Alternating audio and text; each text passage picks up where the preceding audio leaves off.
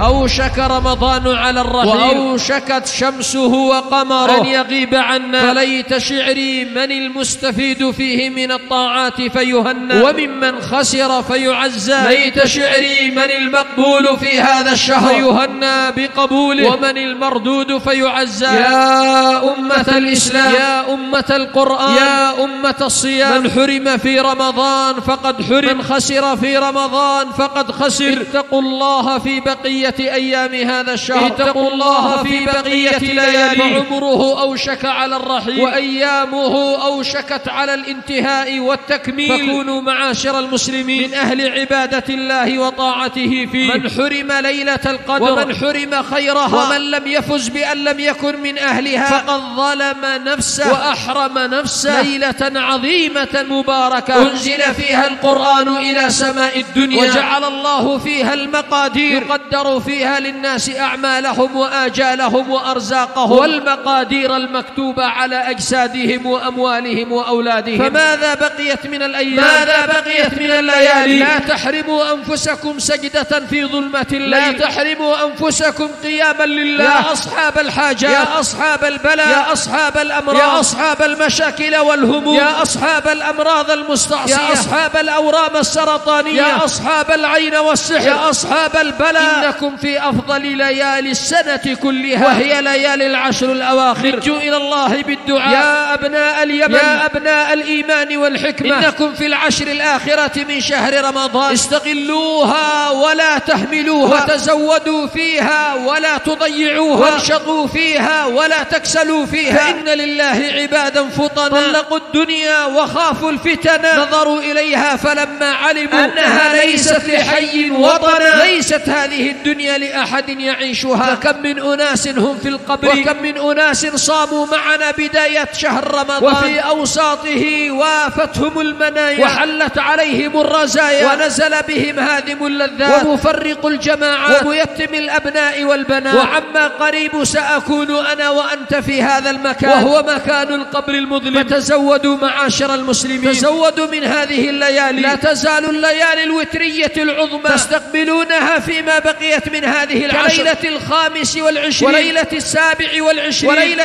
29، وهي ليالي وترية. حياتك فرصة فلا تجعلها قصة، أيامك ولياليك قليلة فلا تزدها قلة بقلة عملك. فإن من ضعف عمله ضعفت رتبته عند الله، ومن ضعف عمله قل ميزانه عند الله، ومن ضعف عمله نال الشقاء والخسارة، ونال أهله ممن كانوا على خير وصلاح مراتب عالية في جنة عرضها السماوات والأرض. لا تضيع هذه الليالي، لا تضيعوا هذه الأيام، لا تفرطوا فيها. فعما قريب ستندمون، وفي الوقوف بين يدي الله ستتحسرون. احذر أن يسبقك غيرك، فكن من الحريصين على طاعة الله. وفي ذلك فليتنافس المتنافسون. تنافسوا على صفوف المساجد، تنافسوا على فتح المصاحف فيما بقي من هذه الأيام، تنافسوا على الصدقات فيما بقي من هذه الأيام. فالصدقات في هذه الأيام لها فضلها أعظم وأجرها أوفر، لفضل الليالي والأيام ولفضل العشر هذه المتبقية. تزودوا في هذه الأيام، لا تذهب عنك ليلة ولا يذهب عنك يوم بدون أن تتزود فيه من صالح عملك. وربي ستندم يوم لا ينفع الندم، وسترى غيرك حصدوا في وقت زرعوا وأنت لم تكن من الزارعين، بل كنت من المهملين وكنت من المتكاسلين. غيرك سبقك إلى الله، غيرك أقبل على الله، غيرك كان من أهل الله، غيرك كان من أهل المساجد، غيرك عرض أمره على الله، غيرك رفع شكواه إلى الله. فضل استغلال العشر الأواخر من رمضان مع تنبيهات مهمة للعيد. خطبة لشيخنا الداعية وهبان بن مرشد المودعي حفظه الله تعالى. نقدم لكم هذه المادة من دار الحديث بمسجد النورين بمدينة دمار. إن الحمد لله نحمده تعالى ونستعينه ونستغفره، ونعوذ بالله من شرور أنفسنا وسيئات أعمالنا. من يهده الله فلا مضل له، ومن يضلل فلا هادي له. وأشهد أن لا إله إلا الله وحده لا شريك له، وأشهد أن محمدًا عبده ورسوله صلى الله عليه وعلى آله وصحبه وسلم. يا أيها الذين آمنوا اتقوا الله حق تقاته ولا تموتن إلا وأنتم مسلمون. يا أيها الناس اتقوا ربكم الذي خلقكم من نفس واحدة وخلق منها زوجها وبث منهما رجالا كثيرا ونساء، واتقوا الله الذي تساءلون به والأرحام إن الله كان عليكم رقيبا. يا أيها الذين آمنوا اتقوا الله وقولوا قولا سديدا يصلح لكم أعمالكم ويغفر لكم ذنوبكم، ومن يطع الله ورسوله فقد فاز فوزا عظيما. أما بعد، فإن خير الحديث كلام الله، وخير الهدي هدي محمد صلى الله عليه وعلى آله وصحبه وسلم، وشر الأمور محدثاتها، وكل محدثة بدعة، وكل بدعة ضلالة، وكل ضلالة في النار. أيها المسلمون عباد الله، أيها الصائمون، أيها القائمون، أيها التالون لكتاب الله، أيها المتصدقون والمزكون، أيها المستغفرون، تقبل الله منا ومنكم صالح الأعمال، وجعلنا وإياكم في هذا الشهر ممن أكرمهم بالعتق من النيران، وأكرمنا وإياكم بالقبول، وجعل أعمالنا وأعمالكم له خالصة. معاشر المسلمين، ها أنتم في هذه الجمعة قد تكون هي آخر جمعة من شهر رمضان، وقد تتلوها جمعة نهائية لشهر رمضان. وما أسرع ما ذهب عنا هذا الشهر، وما أسرع ما غابت عنا أيامه ولياليه، وما أسرع ما ذهبت عنا شمسه وقمره. وإنا بهذا الأمر العظيم ندعو أنفسنا وإخواننا أجمعين إلى استغلال الأيام المتبقية من هذا الشهر، فإن استغلال الأيام المتبقية من هذا الشهر هي علامة كبيرة لحب الله للعبد، لأن الله إذا أحب العبد وفقه، وإذا أحب العبد سهل له العبادة، وإذا أحب العبد وفقه لمرضاته وجعله من عباده الصالحين.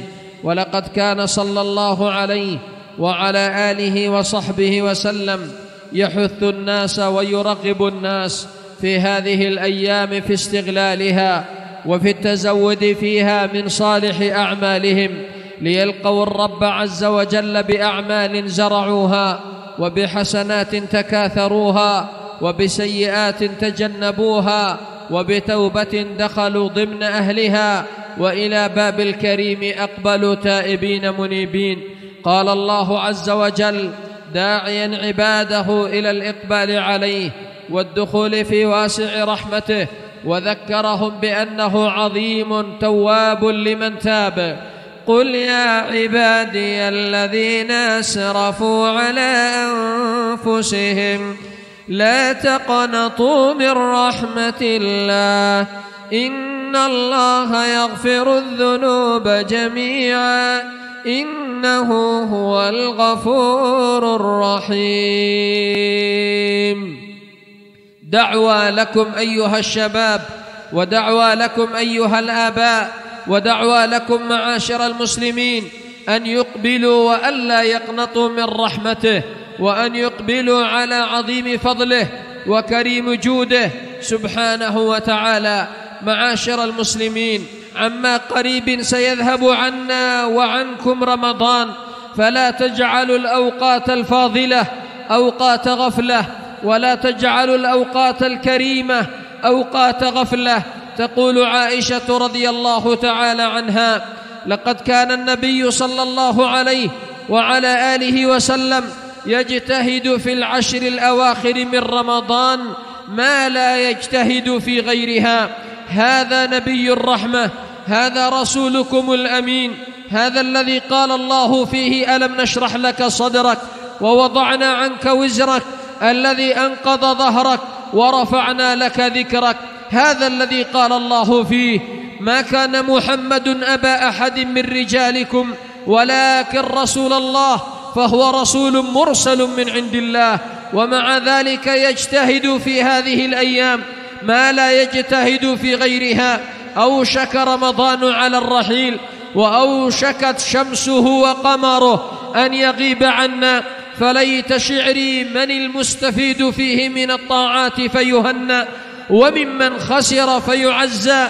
ليت شعري من المقبول في هذا الشهر، ليت شعري من المقبول في هذا الشهر فيهنى بقبوله، ومن المردود فيعزى. يا أمة الإسلام، يا أمة القرآن، يا أمة الصيام، من حرم في رمضان فقد حرم، من خسر في رمضان فقد خسر. اتقوا الله في بقية أيام هذا الشهر، اتقوا الله في بقية لياليه، فعمره أوشك على الرحيل، وأيامه أوشكت على الانتهاء والتكميل. فكونوا معاشر المسلمين من أهل عبادة الله وطاعته فيه. جعل الله هذه الأيام في هذا الشهر بمثابة الخلاصة المعتصرة لهذا الشهر، فمن فرط فيما مضى فلا يفرط فيما بقي. لقد مضت الأيام الأولى وذهبت الليالي الأولى، فمن قصر فيه فليستدرك ما بقي من أيامه وما بقيت من لياليه. إن نبي الأمة صلى الله عليه وعلى آله وصحبه وسلم كان يحرص على هذه العشر الأواخر من رمضان حرصا منه على إدراك ليلة القدر، لعله أن يحظى بها، ولعله أن يكون ممن نال الفوز الأكبر والأعظم فيها. وهو صلى الله عليه وعلى آله وسلم يخبرنا أنه بقي معتكفا في الأيام الوسطى، وكان يحرص أن يتحرى ليلة القدر. قال: فأخبرت أنها في العشر الأواخر، فأخبرت أنها في العشر الأواخر، فمن كان متحريا فليتحراها فيه. وهو القائل صلى الله عليه وسلم: التمسوها لتاسعة تبقى، لسابعة تبقى، لخامسة تبقى. ولا زالت هذه الأيام وهذه الليالي القادمة علينا لا تزال من هذه الأيام المباركة، أعني أيام العشر الأواخر من رمضان. من حرم ليلة القدر ومن حرم خيرها ومن لم يفز بأن لم يكن من أهلها فقد ظلم نفسه وأحرم نفسه ليلة عظيمة مباركة أنزل فيها القرآن إلى سماء الدنيا، وأنزل فيها القرآن وجعل الله فيها المقادير يقدر فيها للناس أعمالهم وآجالهم وأرزاقهم، والمقادير المكتوبة على أجسادهم وأموالهم وأولادهم. معاشر المسلمين، إن هذه الأيام المتبقية ينبغي للآباء الكبار وللشباب الأعزاء وللصغار الفضلاء وينبغي للنساء أن يحرصوا على استغلال هذه الأيام الباقية. يا صاحب التجارة، إن تجارتك الأخروية أولى وأحرى. يا من يخزن فيترك صلاة الليل وقيام الليل، إنك بحاجة إلى استغلالها. يا من جعلت نهارك في هذه الأيام للنوم وجعلت ليلك للعكوف على المسلسلات، اتق الله في عمرك، اتق الله في العشر الآخرة، اتق الله في الساعات الهادرة التي تهدرها فيما لا يعود عليك بالنفع الحقيقي في دينك ودنياك وأخراك. هذه العشر الأواخر المتبقية وهذه الأيام المتبقية، بل لا أقول 10 أيام، بل قد تكون كما هو المعلوم أقل من ذلك، فأنت في يوم 23 في يومك هذا. فماذا بقيت من الأيام؟ ماذا بقيت من الليالي؟ لا تحرموا أنفسكم سجدة في ظلمة الليل، لا تحرموا أنفسكم قياما لله. يا أصحاب الحاجات، يا أصحاب البلاء، يا أصحاب الأمراض، يا أصحاب المشاكل والهموم، يا أصحاب الأمراض المستعصية، يا أصحاب الأورام السرطانية، يا أصحاب العين والسحر، يا أصحاب البلاء، إنكم في أفضل ليالي السنة كلها، وهي ليالي العشر الأواخر. لجوا إلى الله بالدعاء. يا أبناء اليمن، يا أبناء الإيمان والحكمة، إنكم في العشر الآخرة من شهر رمضان استغلوها ولا تهملوها، وتزودوا فيها ولا تضيعوها، وانشطوا فيها ولا تكسلوا فيها، فإن لله عبادا فطنا طلقوا الدنيا وخافوا الفتن، نظروا إليها فلما علموا أنها ليست لحي وطنا، ليست هذه الدنيا لأحد يعيشها. فكم من أناس هم في القبر، وكم من أناس صاموا معنا بداية شهر رمضان وفي أوساطه وافتهم المنايا وحلت عليهم الرزايا، ونزل بهم هادم اللذات ومفرق الجماعات وميتم الأبناء والبنات. وعما قريب سأكون أنا وأنت في هذا المكان، وهو مكان القبر المظلم. فتزودوا معاشر المسلمين، تزودوا من هذه الليالي، لا تزال الليالي الوترية العظمى تستقبلونها فيما بقيت من هذه العشر، كليلة 25 وليلة 27 وليلة 29، وهي ليالي وترية. وهكذا ليالي الشفع ك24 و26 و28. فلعلك أن تحظى بليلة هي خير من 1000 شهر، لعلك أن تحظى بدعوة خير من 1000 دعوة من بقية أيام السنة، لعلك أن تحظى بقبول صلاة وبقبول زكاة وبقبول صدقة خير لك من 1000 شهر تقومه وتصومه وتعبد فيه ربك عز وجل. إن ذلك فضل الله، من حرمه فقد حرم، ومن لم يحرم فيه ونال الفوز والنجاة فهو محبوب عند ربه. إنما يتقبل الله من المتقين. إن رأيت في نفسك إهمالا في هذه الأيام المتبقية والليالي المتبقية، فاحذر أن يكون الله قد كره عملك فلم يوفقك في هذه الأيام المتبقية. إن هناك أناسا لا يبالون بما بقي من هذه العشر، لا يؤدي العبادة كما أمر ولا يحرص على استغلالها كما شرع. احذر أن يكون الله قد كره منك العمل فلم يوفقك إليه، احذر أن يكون الله لم يرد لك الخير فلم توفق إلى الخير، احذر أن تكون ممن كسل وممن خذل عن عبادة الله.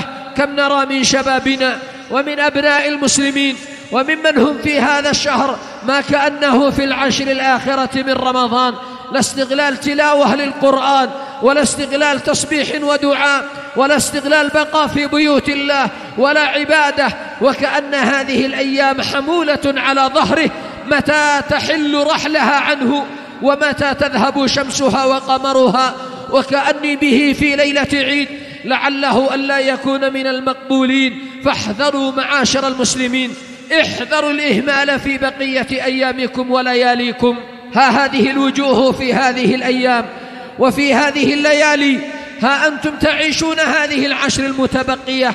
الله أعلم منا ومنكم من يأتي في العام القادم في مثل هذه الأيام وهو من أهل الدنيا وهو ممن يعيش فيها، والله أعلم والله أجل والله أبقى ممن سيبقى. الله أعلم ممن يبقى منا ومنكم ليدرك مثل هذه الليالي والأيام في رمضان قادم. فاحذروا معاشر المسلمين، ستصيرون القبور ولا محالة، وسيحل الأجل ولا محالة، وستخرجون من الدنيا ولا محالة. والله لن تتمنوا زيادة مال ولا تجارة وأموال. رب ارجعوني لعلي أعمل صالحا فيما تركت. فستنادي هذا النداء بلسان الحال أو المقال. ستتمنى هذه الأيام، ستتمنى حسنة واحدة وصفحة واحدة وصياما واحد، وستتمنى القيام الواحد. فاستغلوها معاشر المسلمين في الصيام والقيام وتلاوة القرآن، وكونوا من أهل عبادة الرحمن لتحظوا بالفوز بالجنان والنجاة من النيران.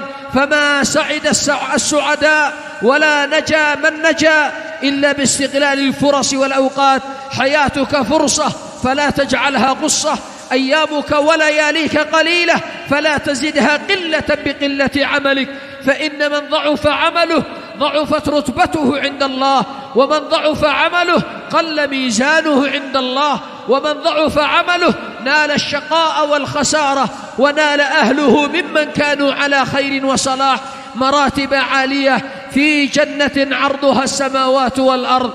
إنما يوفى الصابرون أجرهم بغير حساب.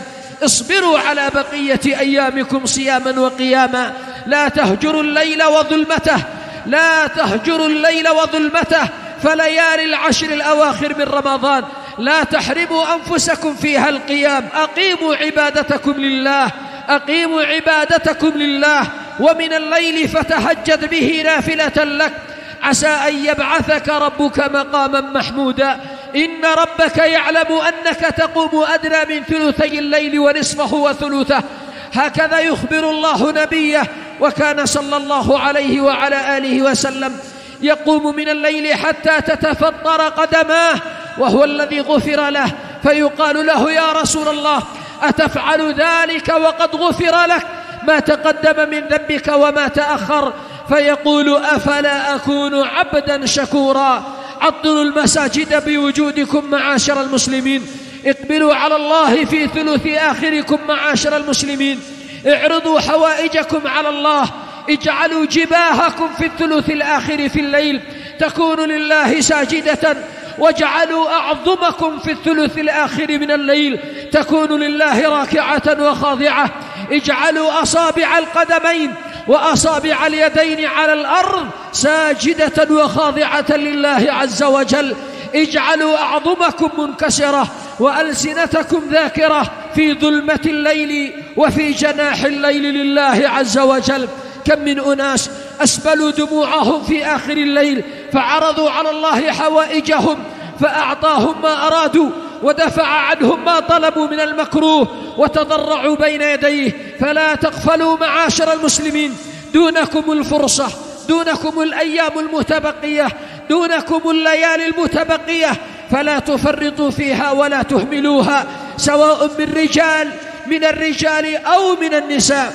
يا من يبقى طيلة ليله يلف ويصل ويجول شوارع الأرض، اتق الله، لا تضيع هذه الليالي، لا تضيعوا هذه الأيام، لا تفرطوا فيها، فعما قريب ستندمون، وفي الوقوف بين يدي الله ستتحسرون.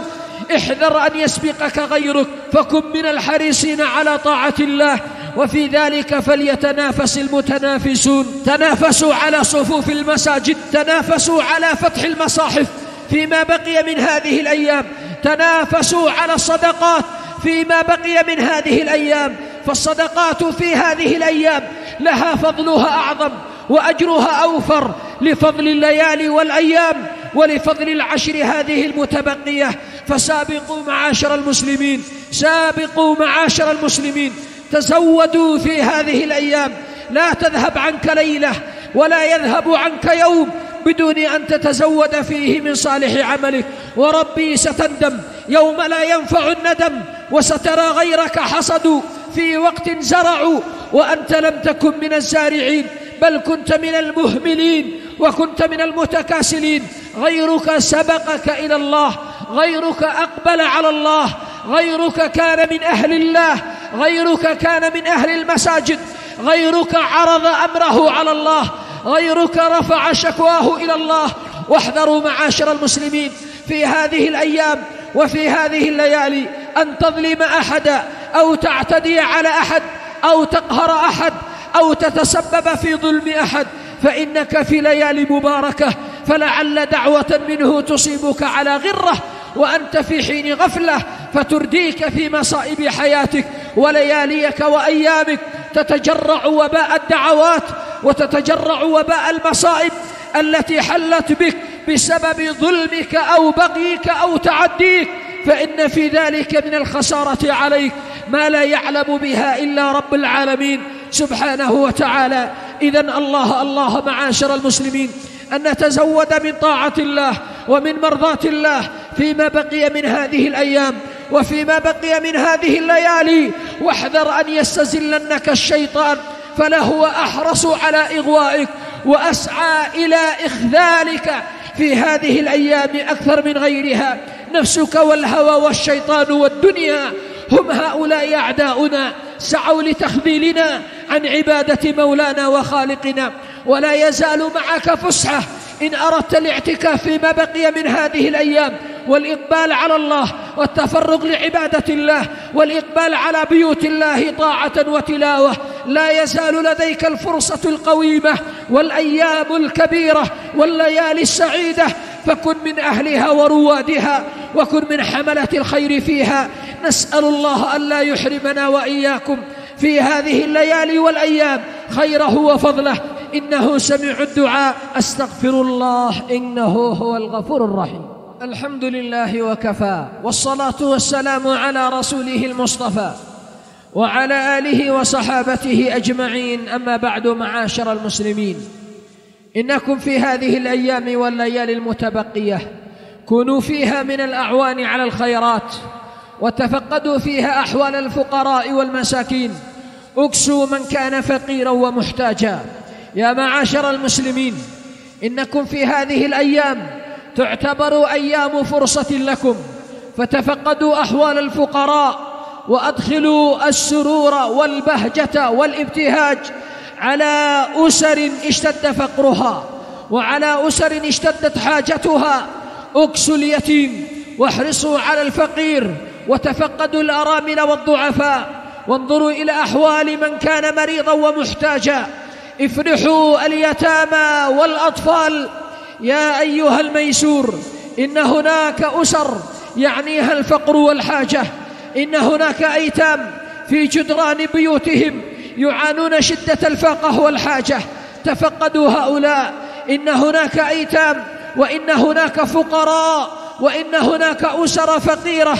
ستخرج أنت وأولادك في يوم العيد إن أحياك الله وكنت من أهل دنياه، ستخرج وأنت على هيئة جميلة وملابس قويمة وعلى أمور سديدة، وغيرك سيخرج بثياب رثة. وهناك أطفال يتألمون، وهناك أيتام وضعفاء.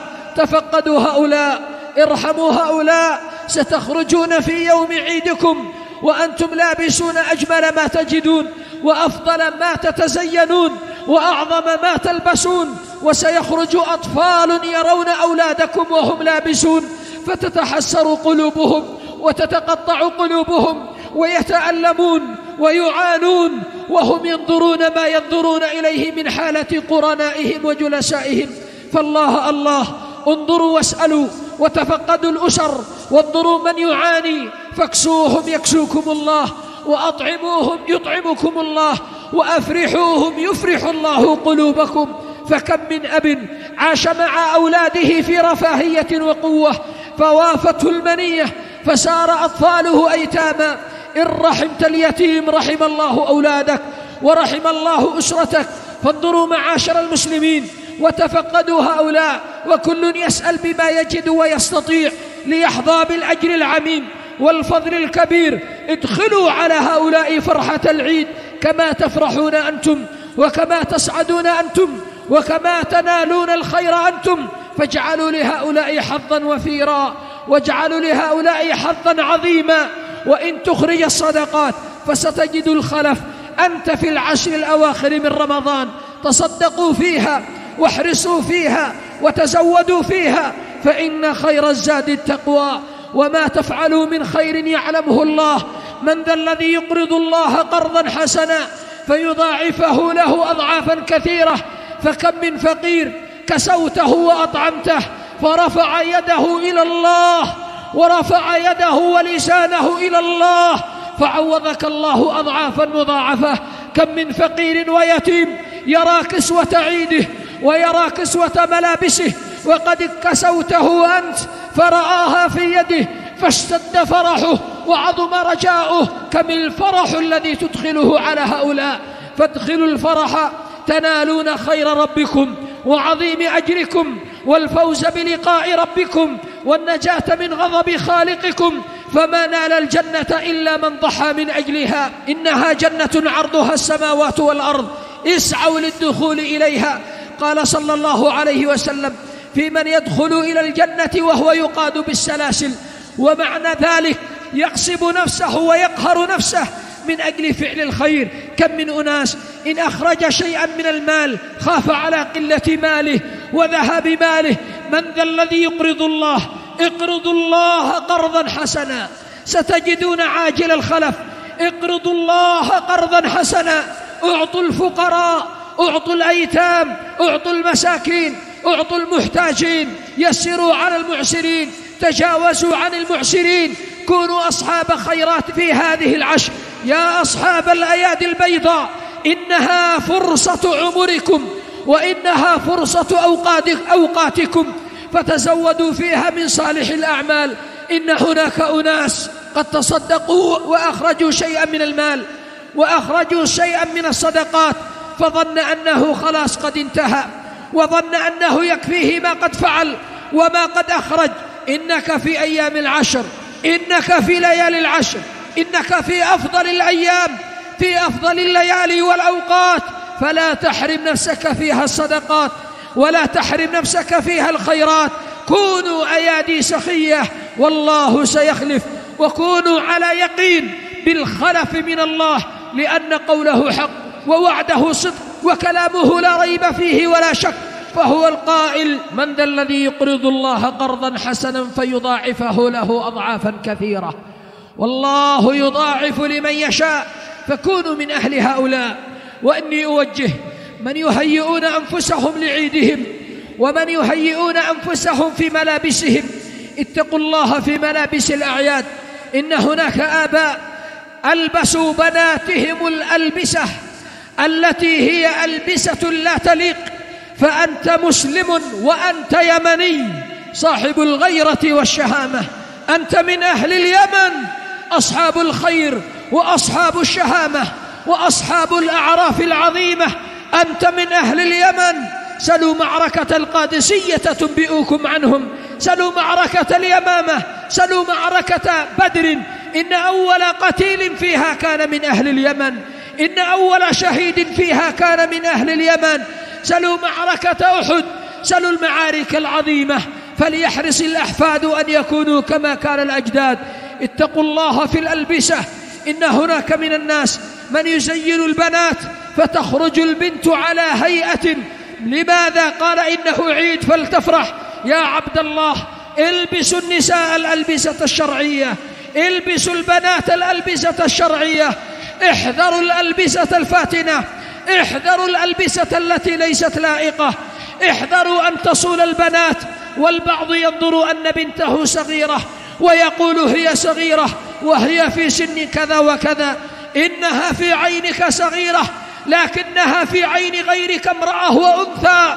فاتق الله في بناتك، واحرصوا على الألبسة الصحيحة في خروج البنات وفي خروج النساء في أيام أعيادكم معاشر المسلمين. فالله الله في الحرص على شراء الألبسة. ونحن نبهنا من هذه الجمعة تنبيها لمن يشترون الألبسة ولمن يتهيئون للألبسة لأيام أعيادهم: البسوا الألبسة الصحيحة يا شباب الإسلام، يا أبناء الإيمان والحكمة. البسوا الألبسة الصحيحة، البسوا الألبسة التي ليس فيها تشبه بأعداء الإسلام. دعونا من التشبه بأعداء الإسلام في ألبستنا وفي حلاقاتنا. بعض شبابنا في ليلة عيده يحلق في رأسه حلاقة غير لائقة. اتقوا الله، اتقوا الله، لا تتشبهوا بأعداء الإسلام. بعض شبابنا يتشبه باللاعب الفلاني، وهذا المتشبه به كافر، وذاك يلبس ويتشبه في حلاقة لحيته باللاعب الفلاني، وذاك في حلاقة رأسه باللاعب الفلاني. اتقوا الله يا شبابنا، اتقوا الله يا أبناء اليمن، اتقوا الله يا جيل الأمة، اتقوا الله يا عمود المجتمع، اتقوا الله. أنتم جيل الأمة، بكم النصر بإذن الله على أعداء الإسلام. أنتم رعيل هذه الأمة، فلا تتشبهوا إلا بدينكم، ولا تفتخروا إلا بعزة أمركم. واحذروا التشبه بأعدائكم، فإن التشبه بهم يعتبر منقصة وذلة، ويعتبر عدم فخر وعزة، بل إن ذلك دليل على الضعف والانهيار. وليحرص المسلمون على صدقات فطرهم وأن لا يغفلوا عنها. ومعلوم أن الصدقة هي على الجميع، على الرجال والنساء. على الكبار والصغار. من استهل مولوده قبل غروب شمس يوم العيد وأدرك ليلة العيد وجب عليه الفطرة أن تخرج عنه، لأنه جمع بين جزء من رمضان مع شوال، فتجب عليه صدقة الفطر، وهي تخرج على الجميع رجالا ونساء كبارا وصغارا، فلا يغفل المسلمون عن ذلك وليحرصوا على إخراجها، فهي تعتبر طهرة للصائم من اللغو والرفث، وهي عبادة وقربة إلى الله سبحانه وتعالى يتقرب بها المتقربون ويتزود بها المتزودون لصالح أعمالهم وخالقهم سبحانه وتعالى. معاشر المسلمين، وإنكم في هذه الأيام المتبقية إن دعاءكم لله له شأن عظيم، فادعوا لإخوانكم في أرض فلسطين فإنهم يعانون من عدوهم فقد زاد مكره بهم، فادعوا الله لإخوانكم في أرض فلسطين فقد حرص الأعداء على زيادة مكرهم وزيادة ظلمهم، فكونوا لله داعين، فلا تغفلوا عن الدعاء على اليهود والنصارى في أن الله يرد كيدهم في نحورهم، وفي أن الله يمكن المسلمين منهم، فإن دعاءكم في هذه العشر له فضله وله منزلته وله قوته، فهو دعاء صائمين ودعاء منكسرين ودعاء في أيام وليالي العشر. ولا تنسوا بلادكم ووطنكم، فإن الوطن عزيز على القلوب وإن البلاد مكرينة في النفوس، فكونوا لله داعين أن يرفع غمها وأن يخمد شررة الحرب فيها وأن يؤمن أهل اليمن بأمانه وأن يدفع عن بلادنا كل سوء ومكروه. نسأل الله العظيم بأسمائه وصفاته أن يوفقنا وإياكم إلى ما فيه الخير والسداد. اللهم أعز الإسلام والمسلمين وأذل الشرك والمشركين ودمر أعداء الدين، واجعل بلد اليمن آمنة مطمئنة وسائر بلاد المسلمين. اللهم إنا نعوذ بك أن تردنا في هذا الشهر، اللهم إن رددتنا فبمن نستغيث، وإن لم تقبلنا فمن ندعو. اللهم اقبلنا في هذا الشهر، اللهم تقبل منا الصيام والقيام وتلاوة القرآن، وتقبل العبادات من العابدين والزكوات من المزكين والصدقات من المتصدقين والخير من الخيرين والتلاوة للقرآن من التالين والاستغفار من المستغفرين وكل خير من العابدين يا رب العالمين. اللهم رحمك بنا، تقبل منا العبادات وتقبل منا القيام وتقبل منا الصيام، واجعلنا في هذا الشهر من عتقائك من النار يا رب العالمين. نسأل الله ألا يحرمنا وإياكم رضاه، إنه سميع الدعاء. وصل اللهم على نبينا محمد وعلى آله وصحبه أجمعين، وأقم الصلاة.